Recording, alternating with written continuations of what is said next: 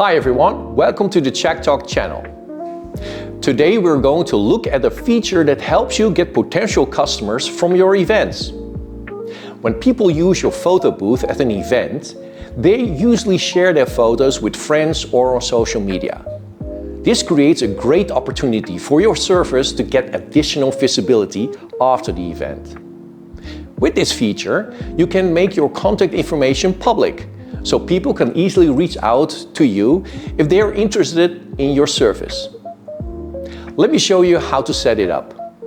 Okay, so we can go to Me, and we will change our details. So we go to Details, and then we have Public Contact Information. Click on that. We want to choose our email. So let's paste in our email. And we also want our phone number.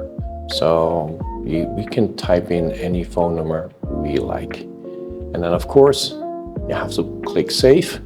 And then we go back. All right, go to Gallery. We choose our picture. If you like, take the last one. And we want to share this. So we click Share. And then there's a QR code, which we can scan with our mobile phone. Scan it.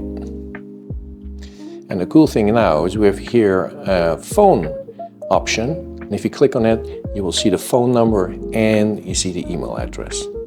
So you can contact us or straight away. This is a great way to increase your brand visibility and get more exposure after the event, turning your event guests into potential customers. And that's how you can make your contact information public in ChackTok. If you found this tutorial helpful, and feel free to leave a comment below and let us know what features you'd like to learn next. And don't forget to like this video and subscribe to our channel for more ChackTok tips and tutorials.